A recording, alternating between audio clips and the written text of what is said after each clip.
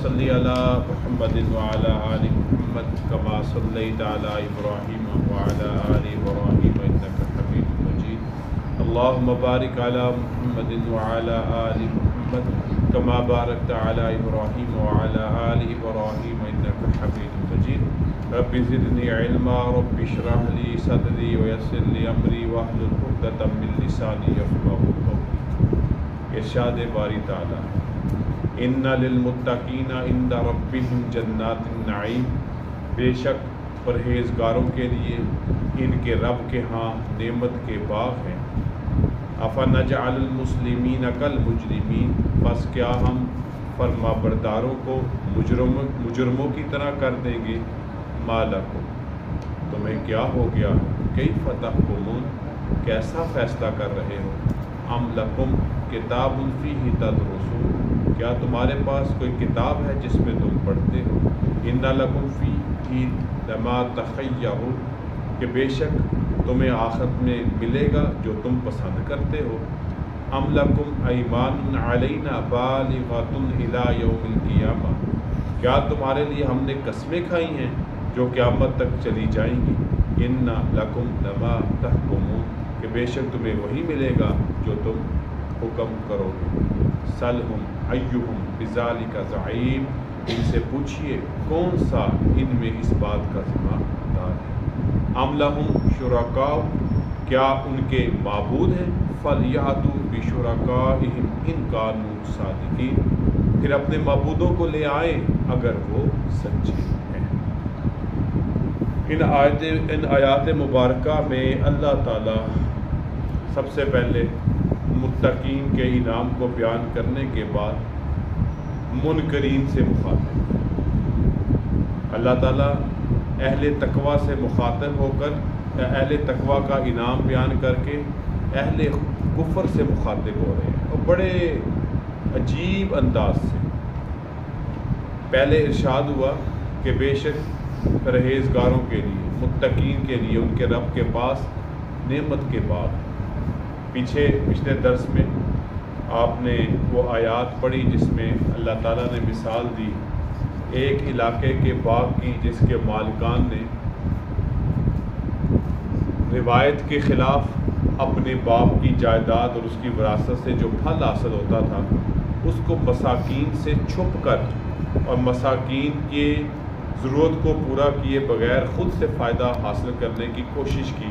اللہ نے ان کے باغ کو ہی ملیا میٹ کر دیا، نام و نشان مٹا دیا، نقصان میں مبتلا کر دیا، لیکن انہوں نے فوری طور پر اللہ کی طرف رجوع کیا، توبہ طائب ہوئے، اللہ نے اس کا نعم البدل بھی عطا فرمایا۔ اور وہاں پر اللہ رب العزت نے فرمایا کہ جیسے تم دنیا میں یہ کام کر کے اس سزا کے حقدار ہوئے، اگر اسی طرح کرتے رہے تو تمہارے لیے آخرت کا عذاب اس سے بڑا تیار ہے۔ اب اللہ اس آیت مبارکہ میں اب متوجہ ہو رہے ہیں اہل تقوی کی طرف۔ تقوی کس چیز کا نام ہے؟ تقوی سب سے پہلا اس کا درجہ ہے ایمان، کہ بندہ اللہ پر، اللہ کی ذات پر، اللہ کے بھیجے ہوئے رسولوں پر ایمان لائے۔ دوسری چیز ہے کفر کے راستے کو چھوڑ دے۔ تیسری چیز ہے گناہوں سے پرہیز کرے، اور چوتھی چیز ہے نیک اعمال۔ ان چاروں میں سے اگر کوئی چیز کسی درجے میں کم ہے تو وہ اہل تقوی میں شمار نہیں ہوگا۔ مثال کے طور پر وہ کام بھی اچھے کرتا ہے، برائیوں سے بچتا بھی ہے، لیکن وہ ایمان نہیں لاتا، کوئی فائدہ نہیں۔ ایک شخص ہے ایمان تو لے آیا، کفر سے بچتا رہا لیکن گناہ نہیں چھوڑے، وہ مومن مسلمان تو شمار ہوگا لیکن اہل تقوی میں شمار نہیں ہوگا۔ تو لہٰذا ان تمام چیزوں کی طرف توجہ ہونی چاہیے کہ ہم اہل ایمان میں سے ہوں، اہل کفر یا کفر کے راستے سے دور رہیں، معاصی گناہوں سے بچیں اور نیک اعمال کو کرنے والے ہوں۔ ان کا انعام اللہ نے بیان فرمایا کہ اللہ رب العزت ان کو اپنے پاس نعمتوں والی جنت، نعمتوں والے باغ عطا فرمائیں۔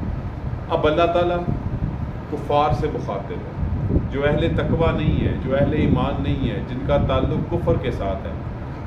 افنجعل المسلمین کالمجرمین، پس کیا ہم فرما برداروں کو مجرموں کی طرح کر دیں گے؟ یہ اللہ کا انصاف ہی نہیں ہے کہ ایک طرف اللہ کے مجرم ہوں، اللہ کے منکر ہوں، بے ایمان ہوں، گناہوں میں ہر طرح سے ڈوبے ہوئے ہوں، کیا ان کا مقابلہ مسلمانوں کے ساتھ ہو سکتا ہے؟ بالکل نہیں ہو سکتا۔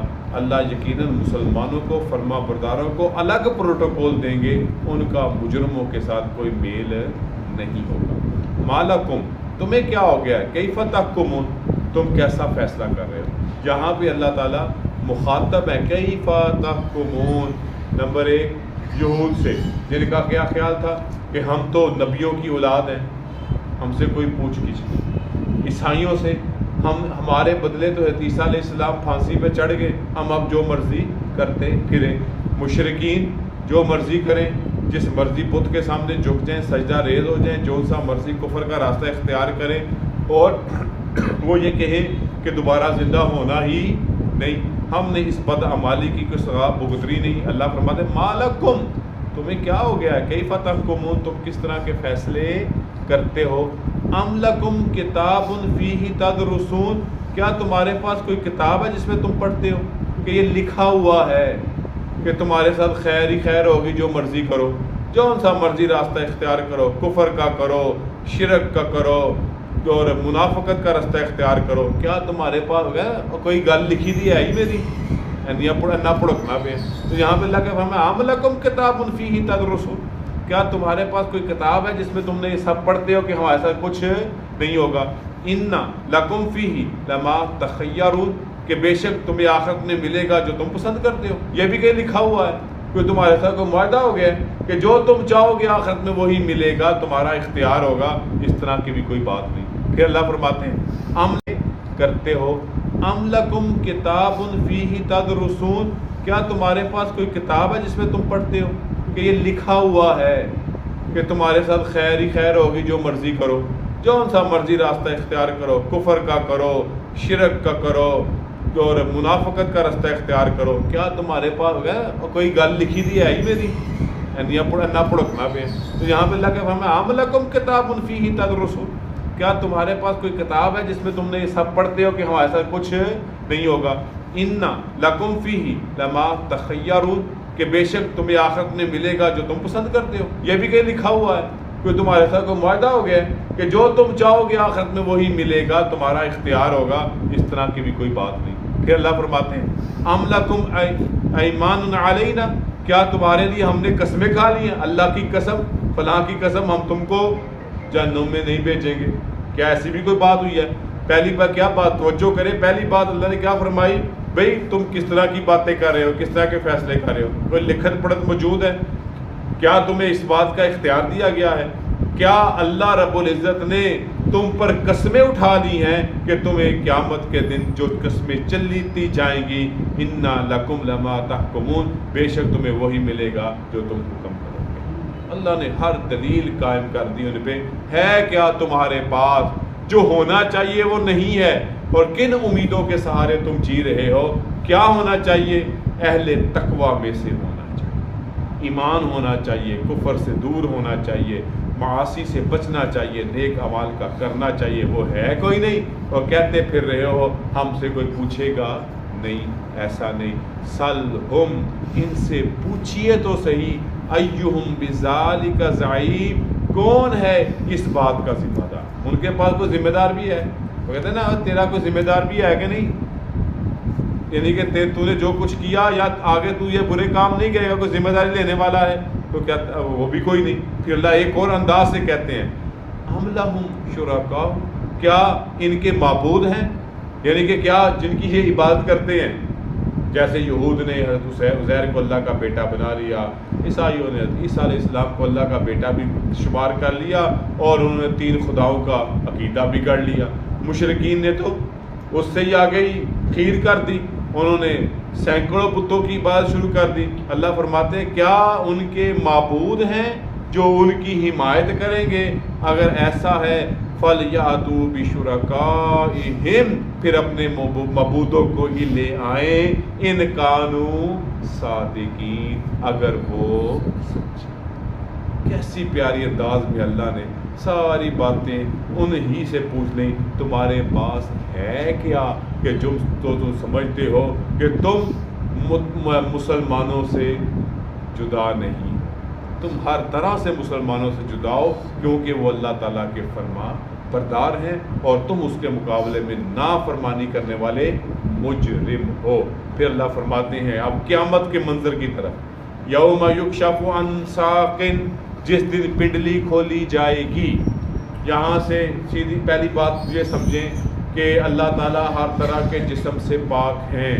اللہ کا جسم ہونا یہ اللہ کا عیب ہوگا، ضرورت جسم کی ہمیں ہے۔ اللہ تعالیٰ کی پنڈلی سے کیا مراد ہے؟ ہمارا کام ہے اس پر ایمان لانا۔ کس طرح کی ہے ہمیں کچھ معلوم نہیں، بس یہ ایسا ایمان کا درجہ ہے جو ایمان بالغیب ہے۔ اب اللہ تعالیٰ یہاں کیا فرما رہے ہیں؟ اس پنڈلی جو جس دن قیامت اللہ تعالیٰ اپنی پنڈلی کھولیں گے، مطلب اپنی رحمت کی تجلی انسانوں پہ ڈالیں گے۔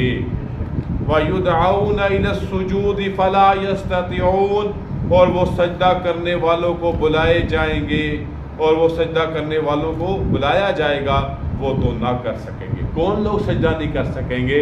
جنہوں نے دنیا میں اللہ کے سامنے سجدہ نہیں کیا، جنہوں نے اللہ کو چھوڑ کر ادھر ادھر سجدے کیے۔ فلا یستطیعون، ان کو کہا بھی جائے گا چلو اب سجدہ کر لو، کیونکہ اس وقت تو حقیقت ساری کھل کے سامنے آ جائے گی، کہا گا اب سجدہ کر لو، تو اللہ تعالیٰ ان کو سجدے کی طاقت نہیں دیں گے۔ ان کے یہ جو کمرے ہیں وہ تختے کی بن جائیں گی، وہ سجدے میں جھک نہیں سکیں گے۔ اور کون جھکیں گے؟ جو دنیا میں بھی اللہ کے سامنے سجدہ ریز ہوتے ہوں گے، ان کے پاس یہ قدرت ہوگی کہ وہ اللہ کے حکم کو پورا کر پائیں گے۔ اور جنہوں نے شرک، کفر، عناد، الحاد، اللہ کا انکار، انبیاء کا مذاق اڑایا گا، ان کے لیے سجدے کا کوئی راستہ نہیں ہوگا۔ خاشعۃ ابصارہم، ان کی آنکھیں جھکی ہوں گی، ترہقہم ذلہ، ذلت ان پہ چھا رہی۔ اللہ تعالیٰ ہم سب کو کیا رکھے؟ وَقَدْ كَانُوا يُدْعَوْنَ إِلَى السُّجُودِ وَهُمْ سَالِمُونَ، وہ پہلے دنیا میں سجدے کے لیے بلائے جاتے ہیں حالانکہ وہ صحیح سالم ہوتے تھے۔ یعنی اس وقت ان کو کہا جاتا تھا آؤ سجدہ کر لو، اللہ وحدہ لا شریک کی عبادت کر لو۔ اگر ہم اس کا معنی اس تناظر میں لے کہ 5 وقت کی اذان اس کو پکارتے تھے کہ آؤ اللہ کے گھر اور نماز پڑھ لو، پھر ہم بھی کسی نہ کسی درجے کے مجرم شمار ہو جائیں۔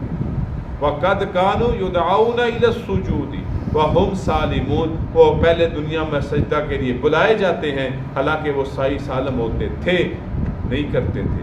فَذَرْنِي، بس چھوڑ دو مجھے، وَمَن يُكَذِّبُ بِهَذَا الْحَدِيثِ، اور اس کلام کے جھٹلانے والوں کو بھی چھوڑ دو۔ سَنَسْتَدْرِجُهُم مِّنْ حَيْثُ لَا يَعْلَمُونَ، ہم انہیں بتدریج جہنم کی طرف لے جائیں گے، اس طور پہ کہ انہیں خبر بھی نہیں ہوگی۔ یعنی ان کو بلا آخر آہستہ آہستہ آہستہ آہستہ جہنم کے قریب کر دیا جائے گا۔ پہلے وہ سجدہ نہیں کر پائیں گے اور پھر ان کو اللہ رب العزت آہستہ آہستہ جہنم کے قریب کر دیں گے ان کی نافرمانیوں اور کفر کی وجہ سے۔ وَأُمْلِي لَهُمْ، اور ہم ان کو ڈیل دیتے ہیں۔ إِنَّ كَيْدِي مَتِينٌ، بے شک ہماری تدبیر زبردست ہے۔ کیا مراد یہاں پر آپ دیکھیں گے اہل کفر کتنے مزے سے دنیا میں رہتے ہیں، آپ دیکھیں گے اہل کفر کتنے مزے سے دنیا میں رہتے ہیں، مالداری میں رہتے ہیں، ٹور ٹپے میں رہتے ہیں۔ یہ ان کی کامیابی کی دلیل نہیں ہے۔ کامیابی کی دلیل فقط کیا ہے؟ ایمان، تقوی۔